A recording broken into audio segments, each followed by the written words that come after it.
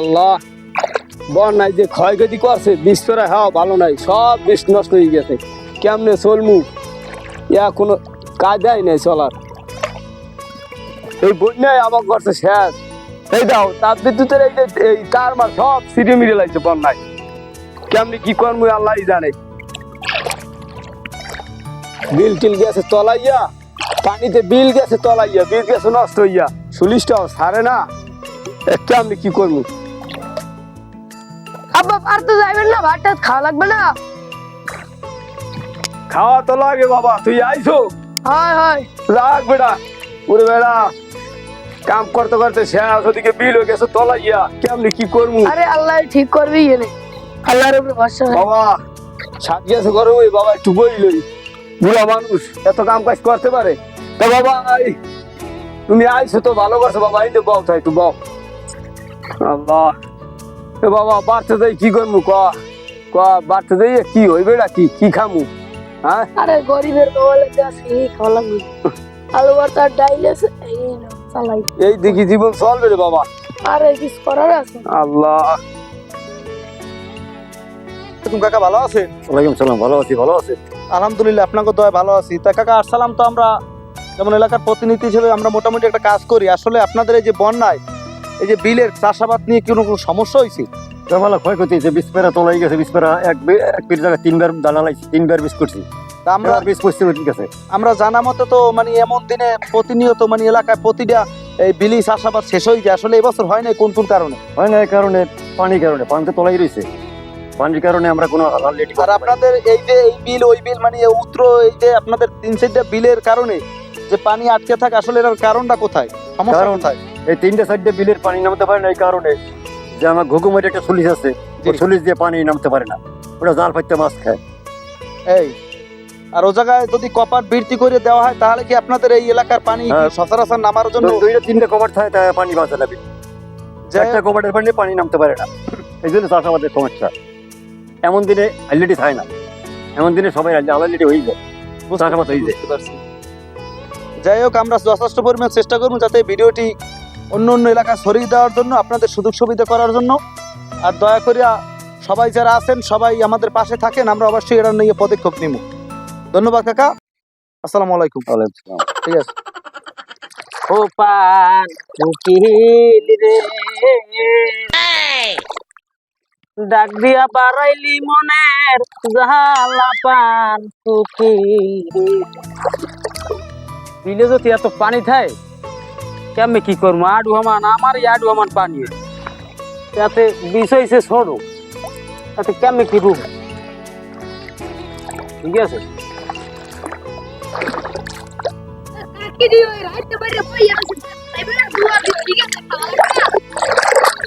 এবার তোর কোনো কাম আছে? কাম থাকলে কামে যা। কি করতে না সব রয়েছে ডুববিয়া, ও আইসে ভাত খাইবেন না, একটু ভাত খাইলাম বললাম কামাই করে নিয়ে দেই তো কেমনে দি। হ্যাঁ আর টের পায় না, খালি ভোলায় ভাত খাইতে ভাত খাইতাম ভাত খাইতাম। পানি রয়েছে আডু আমার, এতে কেমনে কি করবি? পুলিশ হ্যাঁ ছাড়ে না, ছাড়িয়ে আবার মাছ ধরে। হারা কত তাল বাহানা শুরু করছে, ভাদ্র মাসে গেছে 15-20 হইয়া, এখন আডু আমার পানি। মানুষ বাঁচবে না মরবে আল্লাহ জানে। যাই দি, এই একটা ব্যবস্থা তো করাই লাগবে। আমার নামের তো আরো কৃষক আছে, সবাই এই এক পর্যায়ে আছে।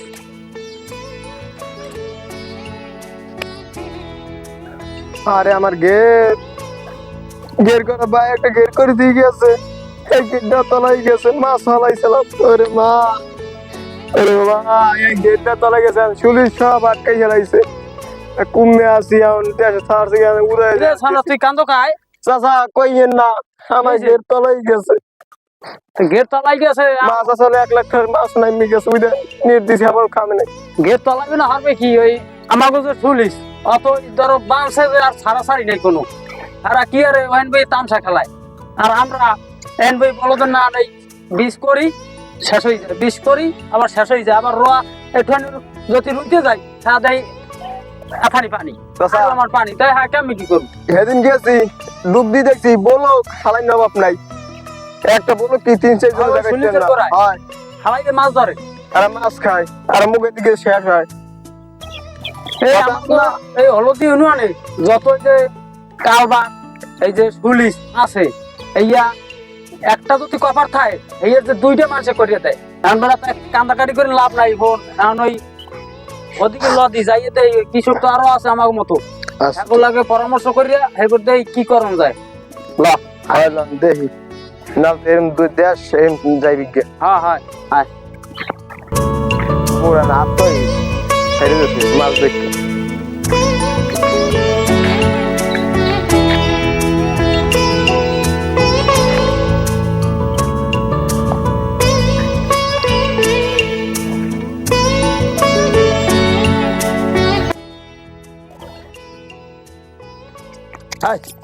হ্যাঁ রে ছাগল তোরা কি খাবি বনাই তো সবই গেছে তলাইয়া আট আট বার যাই ওই পুরো খাবি এনে এত দেশ শেষ যাও হ্যাঁ রে খুঁড়াও গাড়ে না ইয়া কি ও দাদা কেমন আছে ও দাদা কেডা ভাই আমি কেডা এমনি ওই আইসালাম ওই আম তো আমাকে কৃষি বাধা লইয়া এখন ঝামেলা হয়ে গেছে আমি তো রুইতে পারি না না আর কি করবো মাথায় তো কোনো কাজ করে না ঘুরে গেলে আর কদিন পর খামো কি বনাই তো সবকিছু তলাই গেছে কেমনি কি করবো কারণ এটা এই সমাধান লাগে না হয় সমাধান তো লাগে তো অবশ্যই লাগে আমরা হয়েছি কৃষক আমরা যদি এটি না করতে পারি দেশ চলবে কেমন আর আমরা চলবো কেমনি আমরা যদি উপায় না করে দিতে পারি তা দেশে কেমনি কি হইবে ঠিক আছে এইটার একটা কি করা লাগবে আমাকে কলম দি কাকু দেন আমার ঘেরের কথা আর একটা ঘের হ্যাঁ। পায়ে কষ্ট করে দিয়ে গেছে ঘেরটা তলাই একটা মাছ মোট সব গেছে গিয়া সবারই একই দশা দেখছেন এই ছাগলটা টেড়াইতে আছে বন্যায় সব তলাই গেছে ছাগলটার খুঁজি যা কি কি খাবি ঘাস করে তো কিছুই নাই এই পুরো খা আর কি করবি কিছু করার নাই লন লন দিই লন নদীকে লন হ্যাঁ। এতে কোন একটা ব্যবস্থা করা যায় আচ্ছা আরেন লন দি যাই যাই দেখি সামনে দেখি কোনো কোনো লোক পাওয়া যায় কিনা। আসসালামু আলাইকুম, ওয়ালাইকুম আসসালাম। আপনারা সবাই ভালো আছেন? জি। আমি আলহামদুলিল্লাহ আমরাও খুব ভালো আছি। আমরা আসছিলাম একটা চ্যানেল কর্তৃপক্ষ থেকে আপনাদের যারা কৃষি আবাদ করেন তাদের কিছু কথা সুযোগ সুবিধা জানার জন্য। আসলে এবছর আপনারা যে হালুডি করছেন মানে ধান রোপণ করতেছেন, আসলে কি সবারই কি ধান রোপণ করা শেষ হয়ে গেছে? শেষ তো হয় নাই, করতেই পারি নাই। এখন তোমার আপনার বীজ করছি 3-4 বার, শেষ হয়ে গেছে। পানি উঠতে সব তলাই গেছে, কেমনি ঠিক করবো? অন্তত বীজ তো ওই যে ধান তো রোয়ার দূরের কথা, কিন্তু বীজ হালাই আর শেষ, বীজ হালাই আর শেষ। এই হ্যাঁ, আসলে এই যে আপনাদের এই বীজ বারে বারে আপনারা করতেছেন, ধান বারে বারে ফালাইতেছেন খেতে, আসলে এটা যে নষ্ট হয়ে যায়, আসলে কি সমস্যার কারণে আপনাদের? সমস্যা হয়েছে আপনার বিলে হ্যাঁ। মানুষ এই পানি অনেক বেশি, হুম।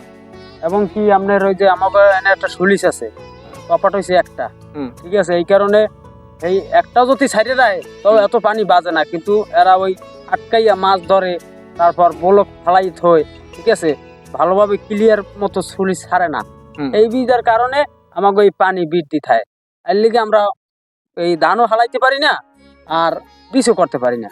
এই কারণে পানিতে তলায়। আচ্ছা, এখন এই যে আমরা এক এক করে সবার কথাই শুনবো, এই যে ভাইয়ের কথা শুনছি, এখন আসলে আপনারও কি এই একই সমস্যা?